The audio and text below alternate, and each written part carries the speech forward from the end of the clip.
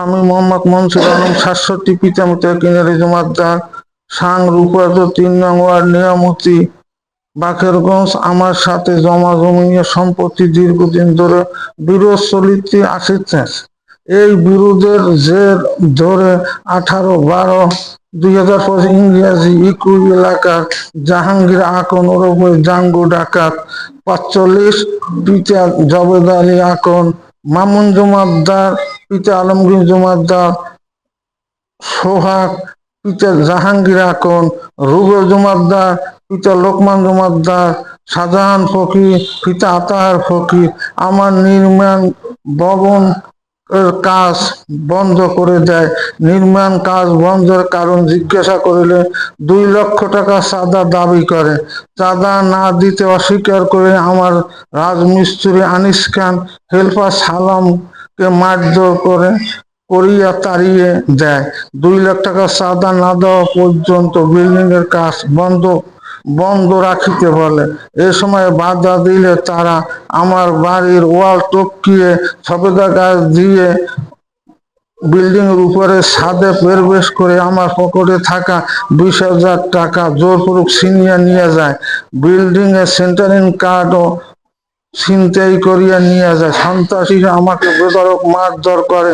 আমি পঙ্গুত্ব বরণ করিয়াছি। অজ্ঞান হইয়া পড়িলে তারা মনে করে আমি মারা গিয়েছি। তারপরে তারা চলে যায়। পরে আমার পুত্রবধূ রিমা আক্তার অটোরিকশা যোগে আমাকে প্রথমে থানায় নিয়ে আসেন, তারপরে বাকেরগঞ্জ উপজেলা স্বাস্থ্য কমপ্লেক্স হাসপাতালে নিয়ে যায়।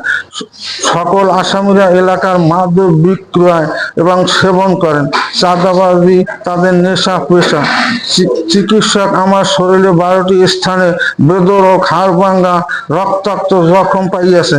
আমি 18/12/25 ইংরেজি হইতে 22/12 পর্যন্ত বাকেরগঞ্জ সরকারি হাসপাতালে কমপ্লেক্সে ভর্তি ছিলাম। কিছুটা সুস্থ হইলে আমার ময়মুরব্বী সাক্ষীদের সহিত পরামর্শ থানায় অভিযোগ দায়ের করিতে গেলে বাকেরগঞ্জ থানার ওসি এবং দারোগা সোহেল মামলা গ্রহণ করেন নাই।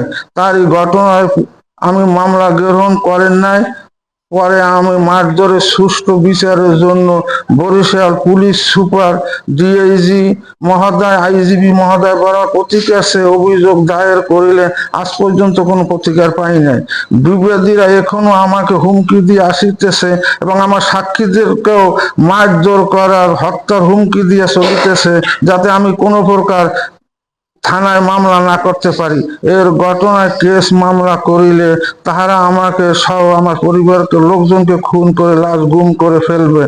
সাংবাদিক বৃন্দ, আপনারা জাতির বিবেক আপনাদের লিখনের মাধ্যমে প্রকৃত সত্য তুলে ধরার জন্য অনুরোধ করতেছি। পাশাপাশি ন্যায় বিচারের জন্য মাননীয় স্বরাষ্ট্রমন্ত্রীরও হস্তক্ষেপ কামনা করছি, পুলিশ আইজিপিরও হস্তক্ষেপ কামনা করছি।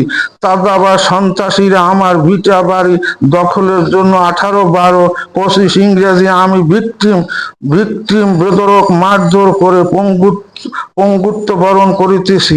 বাকেরগঞ্জ থানার ওসি সোহেল রানা এবং বীর দারোগা সোহেল আমার অভিযুক্ত আসামিদের কাছ থেকে 50,000 টাকা ঘুষ গ্রহণ করে থানার মামলায় নেয় নাই।